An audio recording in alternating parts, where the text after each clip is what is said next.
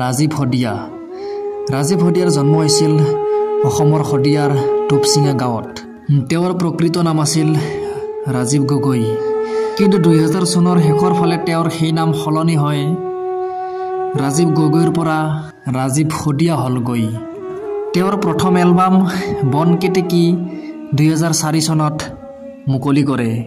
ইয়াৰ পিছত তেওঁ সহযোগী কৃষ্ণমণি চুতীয়া, নীল আকাশ দাস, ৰাকেশ ৰিয়ান আদিকে ধৰি কেইবাটাও গীত মুকলি কৰে। কিন্তু সেই ৰাজীৱ শদিয়া আৰু আমাৰ মাজত নাই। উৰুকাৰ দিনটোতে চিৰদিনৰ বাবে হেৰাই গ'ল কণ্ঠশিল্পী ৰাজীৱ শদিয়া। তিনিচুকীয়া জিলাৰ তৰাণী বনাঞ্চলৰ কাষত দুৱাৰমৰা নৈৰ পাৰৰ ভিতৰুৱা ৰসবাৰী গাঁৱত আয়োজন কৰা হৈছিল ৰসবাৰী পৰ্যটন মেলাৰ সাংস্কৃতিক অনুষ্ঠান দেওবাৰে অনুষ্ঠিত হয়। উক্ত অনুষ্ঠানত বিশেষ অতিথি হিচাপে উপস্থিত হয় জনপ্ৰিয় কণ্ঠশিল্পী ৰাজীৱ শদিয়া।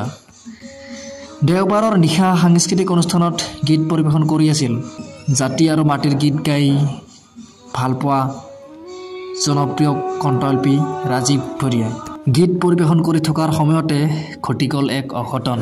গীত পৰিৱেশন কৰি থাকোঁতেই মঞ্চৰ পৰা বাগৰি পৰিল শিল্পী ৰাজীৱ শদিয়া। হঠাৎ অসুস্থ হৈ এইদৰে বাগৰি পৰে শিল্পী এগৰাকী।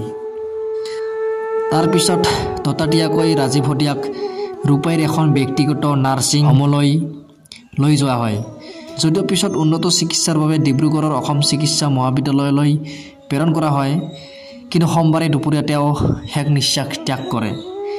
নিজস্ব এক গায়ন শিল্পীৰে অসমবাসীৰ মাজত এগৰাকী জনপ্ৰিয় শিল্পী আছিল ৰাজীৱ শদিয়া। ৰসবাৰী পৰ্যটন মেলাত দুটা গীত পৰিৱেশন কৰাৰ পাছতে অসুস্থ হৈ মঞ্চৰ তললৈ বাগৰি পৰিছিল শিল্পীগৰাকী। শিল্পীগৰাকীয়ে বুকু আৰু কাণত সোপা মাৰি ধৰা বুলি মন্তব্য কৰি নিমিষতে মঞ্চৰ তলত পৰি যায়। তাৰ পাছতে মেলাত সৃষ্টি হয় তীব্ৰ চাঞ্চল্যৰ। চিকিৎসকৰ মতে ৰাজীৱ শদিয়াই ৰক্তচাপ অতি নিম্ন হৈ পৰাৰ লগতে তেওঁ হৃদৰোগত আক্ৰান্ত হয়। ডিঙিৰ পিছফালে শিৰাত আঘাত পোৱাৰো আশংকা কৰা হয়।